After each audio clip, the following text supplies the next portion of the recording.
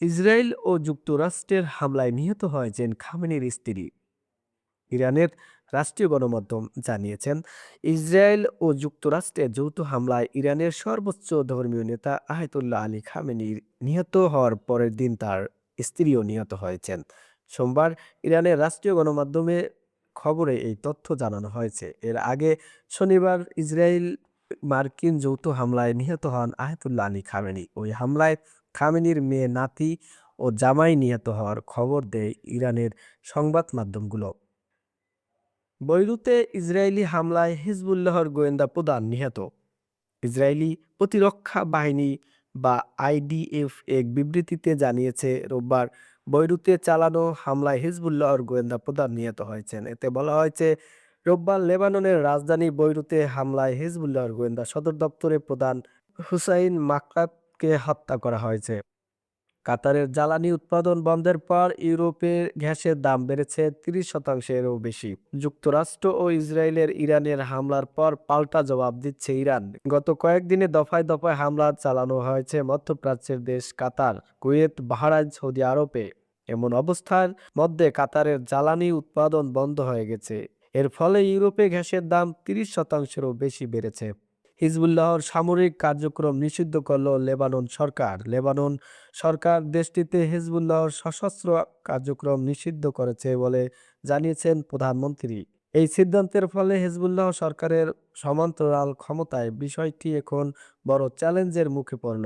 তবে হিজবুল্লাহর রাজনৈতিক দল হিসেবে কার্যক্রম চালাতে পারবে। মধ্যপ্রাচ্যে সংঘাতের মধ্যে হিজবুল্লাহ সোমবার ইসরায়েলের দিকে রকেট হামলার পর লেবানন সরকার হিজবুল্লাহর সশস্ত্র কার্যক্রম নিষিদ্ধ করার এই সিদ্ধান্ত নেয়।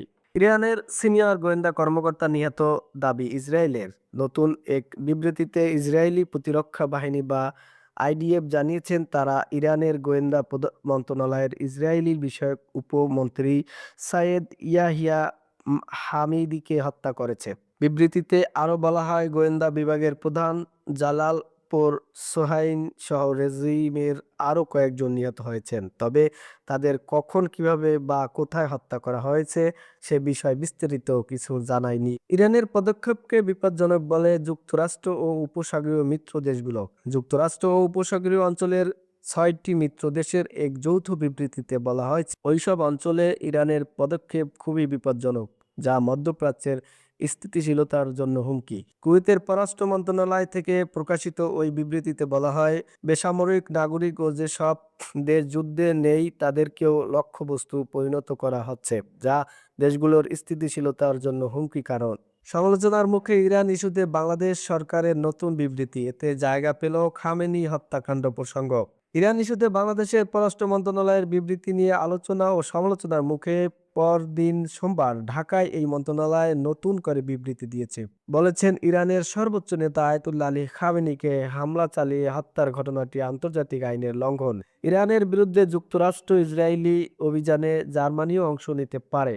ইসরায়েলি সেনাবাহিনী রেডিওকে জার্মানির রাজনৈতিক ও সামরিক সূত্রগুলো জানিয়েছে, চলমান সংঘাতের মধ্যে আঞ্চলিক দেশগুলোতে ইরানের হামলা বন্ধ না হলে দেশটির বিরুদ্ধে যুক্তরাষ্ট্র ও ইসরায়েলের অভিযানে যোগ দেওয়ার বিষয়টি বিবেচনা করবে জার্মানি।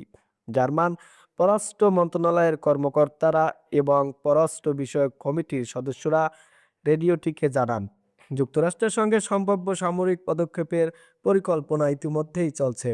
এতে বিমান হামলায় অংশগ্রহণ এবং সামরিক ও আকাশপথে সহায়তা দেওয়ার বিষয়গুলো অন্তর্ভুক্ত রয়েছে। ইসরায়েলি প্রতিরক্ষা মন্ত্রী জানিয়েছেন, হত্যার টার্গেট এখন হিজবুল্লাহ নাইম কাসেম। ইসরায়েলি প্রতিরক্ষা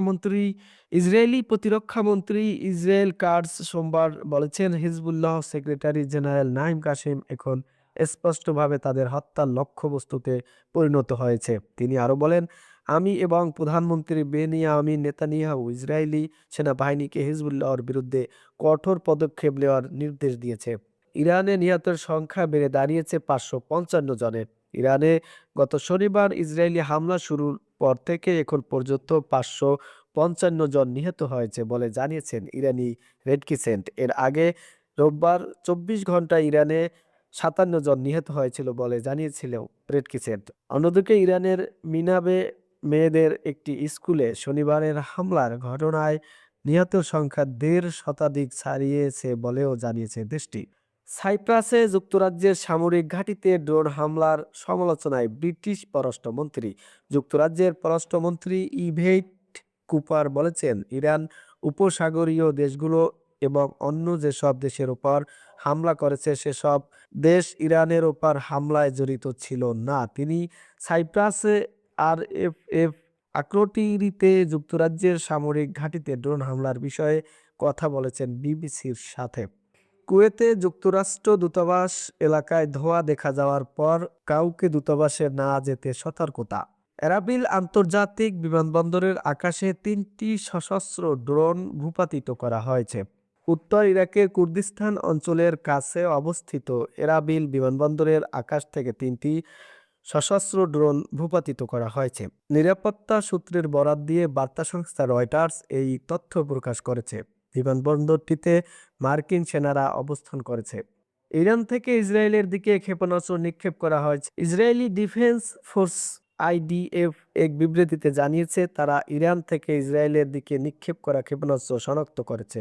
ইসরায়েলি কর্তৃপক্ষ সংশ্লিষ্ট এলাকাগুলোর বাসিন্দাদের মোবাইল ফোনে সতর্কতামূলক নির্দেশনা পাঠিয়েছে। এতে সবাইকে দ্রুত সংরক্ষিত স্থানে আশ্রয় নিতে এবং পরবর্তী নির্দেশনা দেওয়া পর্যন্ত সেখানে অবস্থান করার কথা বলা হয়েছে।